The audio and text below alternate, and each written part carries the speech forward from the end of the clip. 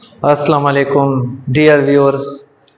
आज हम next first video में हमने 1.1 बनाया था कि PK text book 9th class science की जो मैथमेटिक्स है, एक जनरल मैथमेटिक्स और एक साइंस वाली। ठीक है, साइंस वाली मैथमेटिक्स हमने 1.1 बनाया था। आज 1.2 की तरफ आते हैं। ठीक है ना, 1.2 में हमारे पास साथ साथ आपको कंसेप्चुअल चीज़ें बताता हूँ। ठीक है ना, तो उसमें एक्सरसाइज हमारे पास है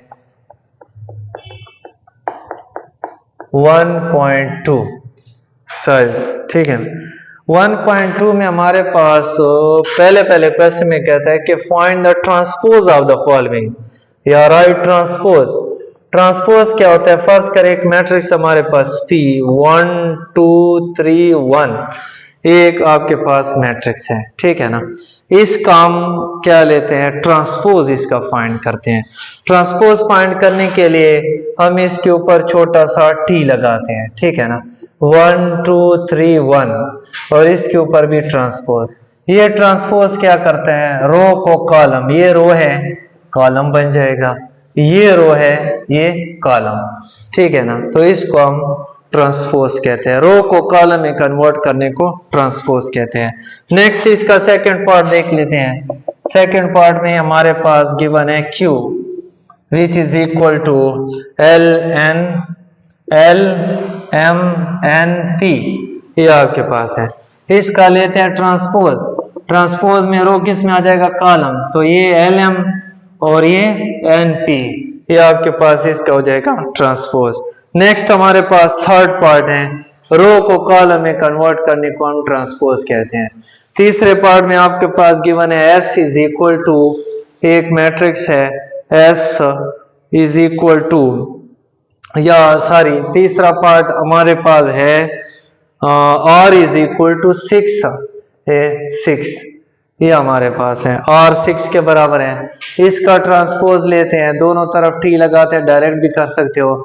ये रो तो पहले से है, चेंज करे तो वही 6 आएगा, तो इसका ट्रांसपोज हमारे पास 6 ही है। ठीक है, नेक्स्ट हमारे पास इसका जो चौथा पार्ट है S इज इक्वल टू -5 -2 4 1 1 4, ये आपके पास एक मैट्रिक्स है। इसका ट्रांसपोज लेते हैं। ट्रांसपोज में रो कॉलम है, ये रो है, ठीक है ना, कॉलम में कन्वर्ट हो जाएगा, ये रो कॉलम में और ये रो कॉलम में कन्वर्ट हो जाएगा। ठीक है, तो ये इसका आपके पास आ जाएगा ट्रांसपोज। नेक्स्ट हमारे पास पार्ट की तरफ जाते हैं, चौथा पार्ट, तीसरा चौथा सॉरी पांचवें में हमारे पास T आपको एक मैट्रिक्स गिवन है 6 7 8 13 1 3 और 2 4 5। इसका ट्रांसपोज लेते हैं। ट्रांसपोज में रो कॉलम में कन्वर्ट हो जाएगा, ये रो है 6 7 8 कॉलम, 13 1 3 ये कॉलम और 2 4 5 ये भी कॉलम। रो कॉलम में कन्वर्ट हो जाएगा, तो ये आपके पास ट्रांसपोज है। क्वेश्चन नंबर 2 हमारे पास है, नेक्स्ट है, which of the following matrices are transpose of each other. ठीक है ना, हमारे पास कौन से जो है एक दूसरे के ट्रांसपोज हैं। तो फर्स्ट हम ए बी को चेक करते हैं। फर्स्ट पार्ट में हमारे पास ए आपके पास गिवन है, A is equal to A1 A2 B1 B2 and हमारे पास इसका जो सेकंड पार्ट है वो है B is equal to A1 B1 और A2 B2, ये आपके पास दो मैट्रिसेस हैं। ट्रांसपोज ऑफ ईच अदर इसका चेक करते हैं। फर्स्ट करें हम A लेते हैं, A1 A2 B1 और B2, ये एक दूसरे के ट्रांसपोज है कि नहीं है। कैसे चेक करेंगे?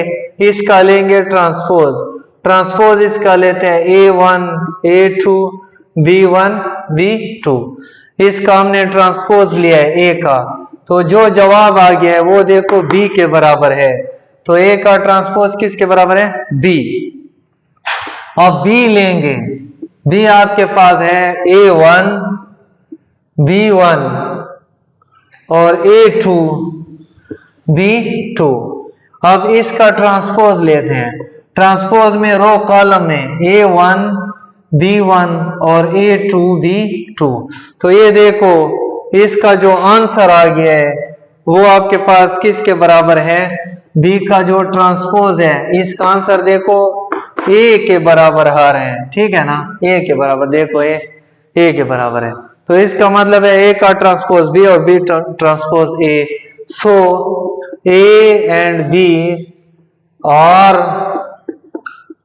ट्रांसपोज ऑफ ईच अदर, ये एक दूसरे के ट्रांसपोज है। तो ये इसका रिजल्ट है। नेक्स्ट सेकंड पार्ट की तरफ जाते हैं। नेक्स्ट हमारे पास क्वेश्चन नंबर 2 में है CD लेते हैं, ठीक है ना, वो कहते हैं ट्रांसपोज ऑफ ईच अदर। तो इसका जो थर्ड पार्ट हमारे पास क्वेश्चन नंबर 2 का तीसरा, पहले दो तो हमने कर लिया, अब C और D को हम शो करते हैं। तो थर्ड पे आपके पास C पड़ा हुआ है। C है -3 1 -1 और 4 2 7। और D चौथे पे पड़ा हुआ है। D इज इक्वल टू है -3 4 1 2 और नफी 1 7। तो ये ट्रांसपोज ऑफ ईच अदर है कि नहीं, तो चेक करते हैं। पहले आपने C लेना है। -3 1 -1 4 2 7, ये इसका लेना है ट्रांसपोज। ट्रांसपोज लेंगे तो रो किस में आ जाएगा? -3 1 -1 4 2 7, ठीक है। तो C का हमने ट्रांसपोज लिया, जो जवाब आ गया देखो किसके बराबर है? D के बराबर है। तो C का ट्रांसपोज किसके बराबर आ गया? D, ठीक है ना। अब D लेंगे। D हमारे पास है D -3 4 1 2 नफी 1 7। अब इसका लेंगे ट्रांसपोज। तो ट्रांसपोज में आपको पता है रो किस में कन्वर्ट हो जाता है? कॉलम में। तो ये रो है -3 4, ये 1 2 और नफी 1 7, ये रो कॉलम में आ गई है, ठीक है ना। तो इसका मतलब है कि D ट्रांसपोज और इसका जो आंसर आ गया है वो देखो C के बराबर है क्लियरली, ठीक है ना। तो हमारे पास C का ट्रांसपोज D और D का ट्रांसपोज C है। तो इधर आप नीचे लिखे C and D are transpose of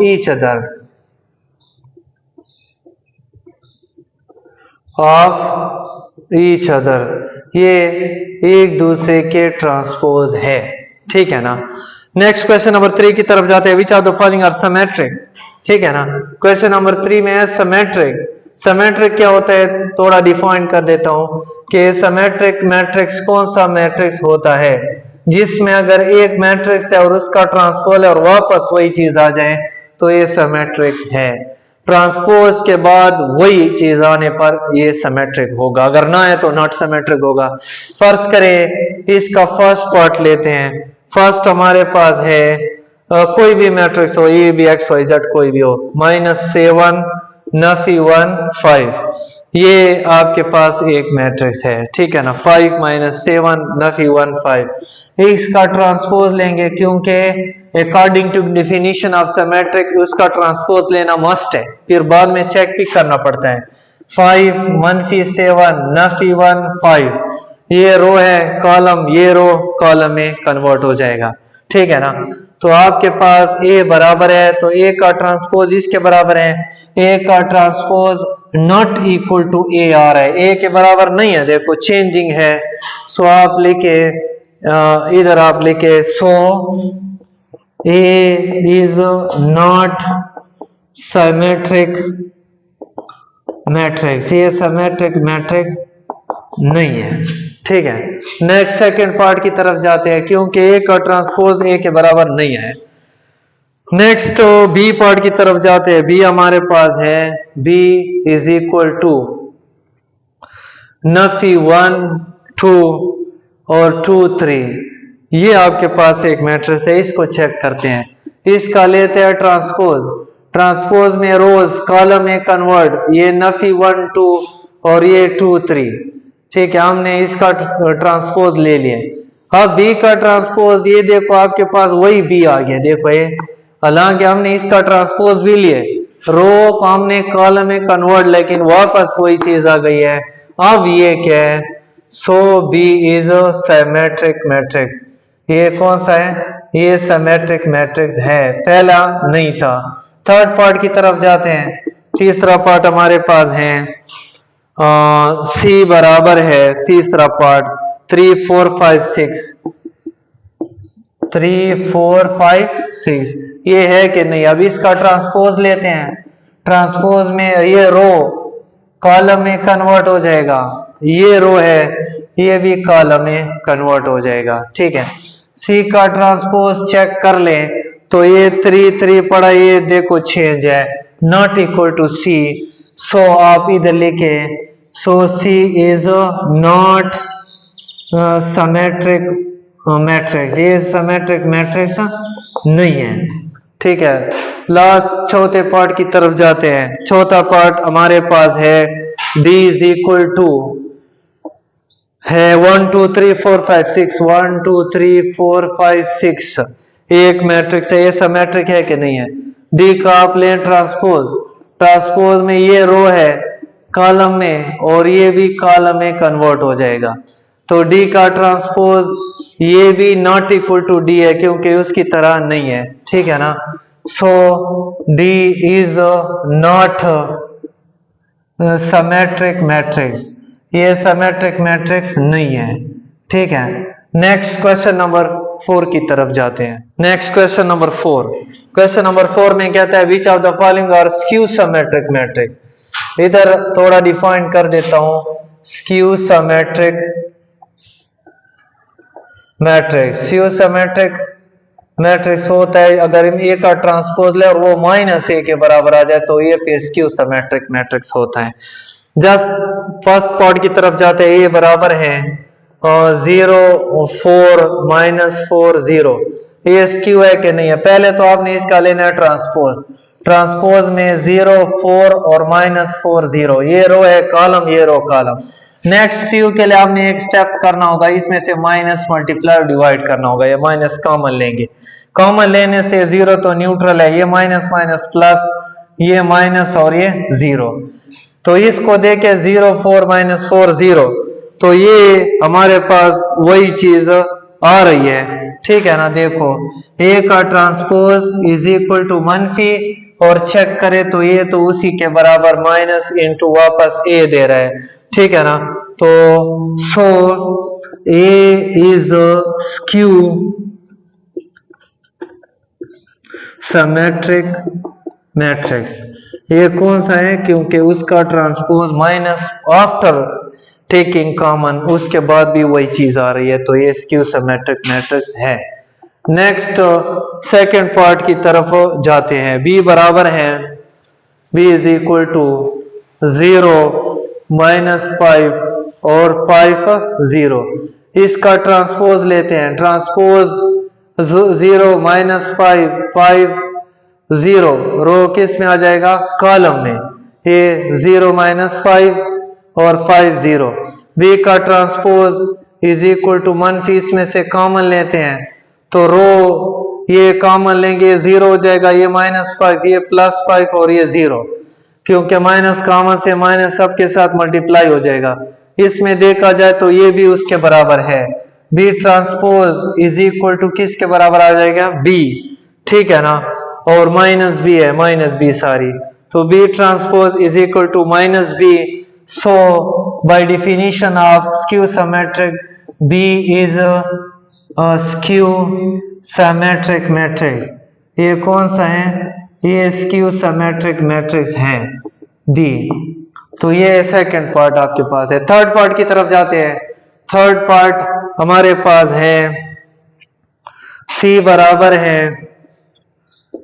0 7 और 7 0, 0 7 7 0। सी का transpose is equal to row column में, ये 0 7 और 7 0, ये रो कॉलम है, ये रो कॉलम है। ठीक है ना? इसके बाद मनफी कॉमन लेंगे तो ये 0 तो 0 है, माइनस -7 0। ठीक है? तो हमारे पास सी का ट्रांसपोज मनफी और ये इसको देखा जाए तो ये तो उसके बराबर नहीं है -c के, क्योंकि ये चेंज है। सो इधर आप लिखे C is not skew symmetric matrix, ये स्क्यू सिमेट्रिक मैट्रिक्स नहीं है, ठीक है ना। लास्ट फोर्थ पार्ट की तरफ जाते हैं। D इज इक्वल टू हमारे पास है 0 3 2 3 2 -3 1 0 3 0 1 सॉरी 3 0 1 -2 -1 0, ठीक है।